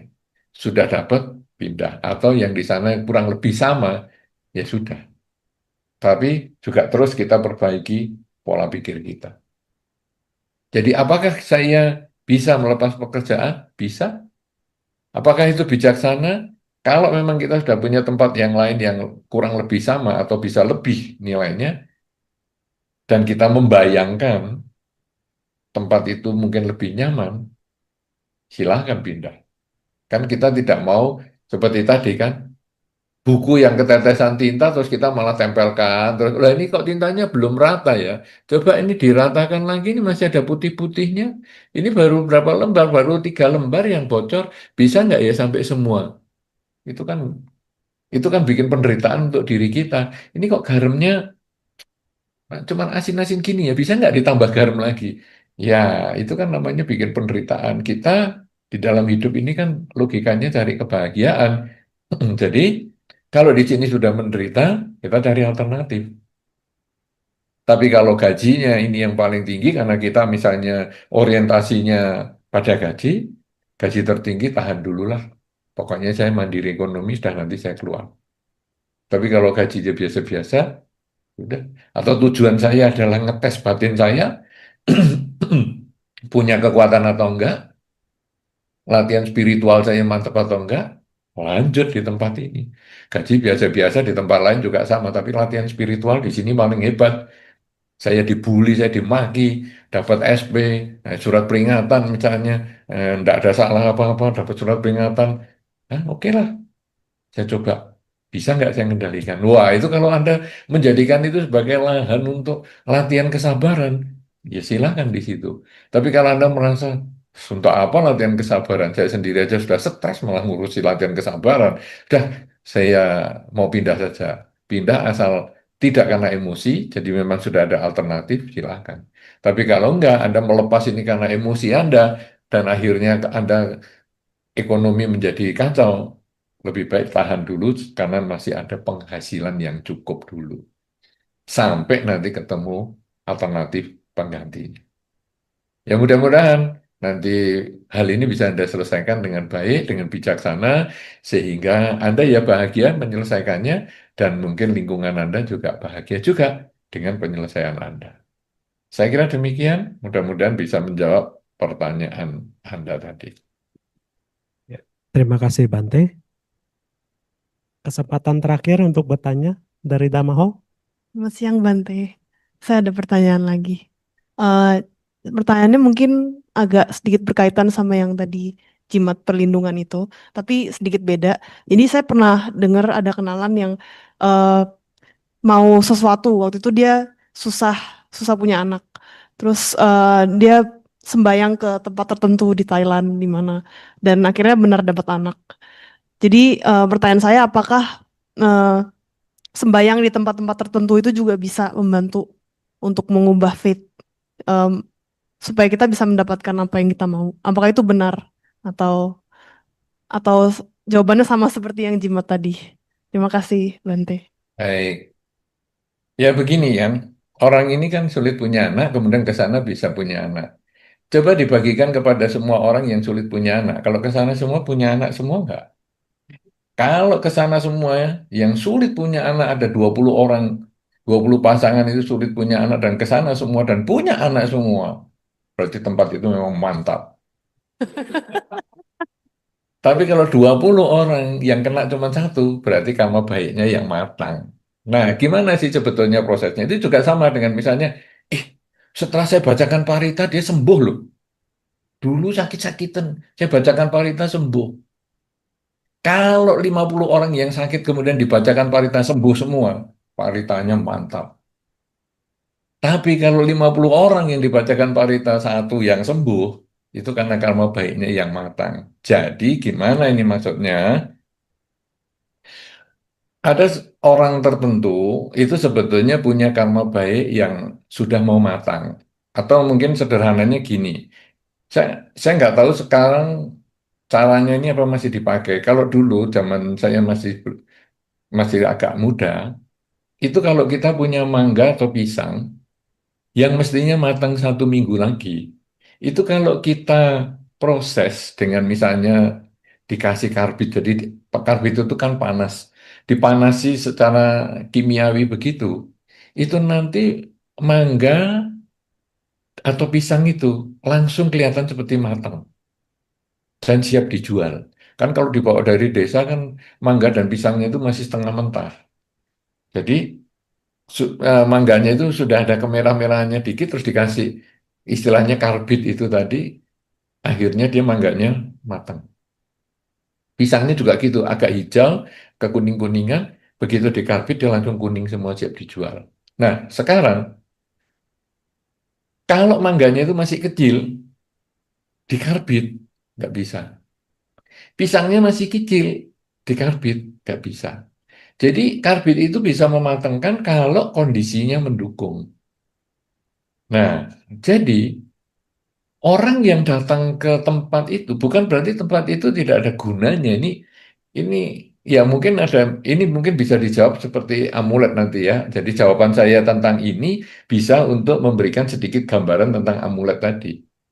Jadi orang ini, pasangan ini mungkin sudah punya modal karma buruk, karma baik yang akan matang 2 bulan lagi. Jadi kalau dia berusaha biasa-biasa saja 2 bulan lagi bisa. Kemudian dia sembahyang ke satu tempat tertentu atau dia menggunakan amulet tertentu. Sembahyang di tempat tertentu ini mempunyai satu kekuatan seperti karbit tadi. Jadi kalau buahnya modal karma baiknya itu sudah mau matang seperti mangga yang sudah kemerahan, di karbit ini dia langsung berhasil sesuai dengan keinginannya. Misalnya mau mempunyai anak itu. Tapi kalau yang datang itu pasangan yang karma baiknya masih kurang seperti mangga ya masih terlalu kecil, masih hijau, masih belum tumbuh dan sebagainya dikarbit nggak ada gunanya. Jadi bukan tempatnya yang nggak manjur, tetapi atau bukan amuletnya yang nggak manjur, tetapi tidak cocok dengan buah karma, potensi buah karma yang dia miliki. Itu doa juga sama. Jadi didoain baca parita sembuh. Karena karma baiknya itu sudah memang waktunya mau matang, misalnya seminggu lagi, 2 minggu lagi, dipercepat dengan doa ini. Langsung dalam 3 hari sembuh. Tapi kalau karma baiknya itu mau matangnya masih 3 tahun lagi, didoain sampai berbusa-busa di zaman ini, tidak bisa. Nanti di waktu 3 tahun lagi, baru sembuh. Jadi semua itu tergantung pada buah karma yang kita miliki. Lingkungan itu hanya mampu mengkondisikan buah karma kita lebih cepat berbuah kalau memungkinkan. Kalau nggak memungkinkan juga nggak bisa. Nah ini maksudnya jadi memang bisa kalau karmanya mendukung sembahyang atau punya amulet tertentu sehingga kita bisa selamat dan sebagainya. Termasuk tadi yang saya dikasih amplop itu misalnya, itu karena karma baiknya mendukung, saya bisa lewati hutan dengan baik. Tapi kalaupun saya akhirnya digigit harimau, saya masih punya jawaban, untung saya punya jimat ini. Jadi kalau sekarang misalnya orang ini pergi ke sembahyang ke situ, kok nggak bisa punya anak? Ya untunglah sudah kita nyoba, tapi memang belum berhasil. Jadi lebih lega. Nyoba kan 50% berhasil. Tidak nyoba 100% gagal. Jadi ya nyoba aja lah, enggak apa-apa, nggak ada ruginya juga. Gitu. Mudah-mudahan jawaban ini melengkapi jawaban tentang amulet juga sehingga tidak menimbulkan kerancuan di dalam cara berpikir kita. Saya Terima kira kasih. demikian. Terima kasih. Pertanyaan yang sangat bagus ya dan Terima kasih, penting itu Bante. sebetulnya. Terima kasih. Mudah-mudahan bermanfaat. Silahkan, Saudara Weni, apa masih mau dilanjut? Apa sudah cukup? Ya, terima kasih Bante. Saya rasa waktunya sudah cukup Bante. Mungkin Bante ada kata-kata mutiara Bante yang ingin disampaikan. Mutiara karena kalau garam ntar larut Bante. Jadi Iya, mungkin yang bisa memotivasi kami untuk tetap praktek dhamma dalam kehidupan sehari-hari kami Bante. iya. Bante. Ini kata-kata Anda ini medsos banget ya. Medsos biasanya, apa kata-kata mutiara Anda hari ini? Aduh, itu medsos banget. Jadi begini ya, apa yang kita bahas tentang Can We Challenge Fate ini sebetulnya kita, nasib ini adalah kita sendiri yang buat. Karma itu tidak pernah salah. Jadi kesulitan kita, kebahagiaan kita sebetulnya semua adalah milik kita. Tidak pernah orang lain membuat kita menderita. Ini yang perlu diingat. Jadi tidak pernah lingkungan membuat kita menderita, tetapi kita mengizinkan penderitaan itu datang karena pikiran kita. Orang lain membuat kita menderita karena pikiran kita berharap. Kita terlalu mengharapkan orang itu melakukan sesuatu di luar kemampuannya dia. Nah, sekarang kita tentu harus memperbaiki diri kita sendiri, yaitu kalau keinginan tidak bisa sesuai dengan kenyataan, maka kenyataan yang tidak bisa diubah, keinginan kita yang bisa. Cara mengubah keinginan adalah memang dia begitu. Dengan kata sering mengatakan memang dia begitu, hidup kita di lingkungan yang tidak begitu nyaman, kita masih bisa bertahan. Seperti biji teratai yang jatuh ke lumpur. Dia tidak perlu menyesali jatuhnya di lumpur itu. Duh, kok aku jatuh di lumpur? Kan kotor sekali ini. Enggak. Ya sudah, memang aku sudah jatuh di lumpur. Kenyataan aku jatuh di lumpur tidak bisa mengubah kenyataan. Yang aku ubah adalah pola pikir yaitu, ya sudah, saya jadikan lumpur ini sebagai media saya untuk tumbuh. Karena saya tidak bisa keluar lagi dari kolam, ya saya jadikan lumpur ini media saya tumbuh. Dengan cara seperti itu, maka tata ini tumbuh dan tidak ternoda bahkan oleh lumpur atau air yang melingkupinya.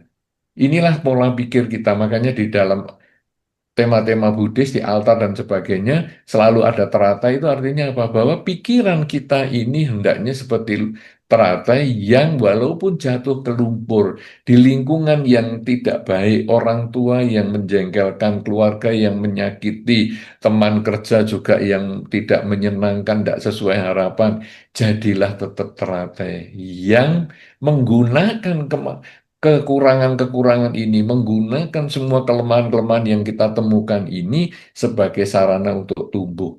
Kalau kita keras dengan diri kita, maka dunia akan menjadi lunak dengan kita. Kita bisa bertahan, maka dunia akan menjadi lunak dengan kita.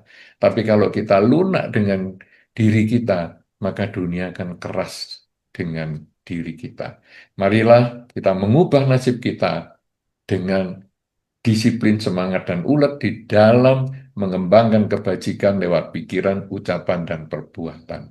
Semoga dengan mulai sekarang sampai selama-lamanya Anda terus mengisi hidup ini dengan kebaikan, Anda akan memperoleh kebahagiaan pada waktunya.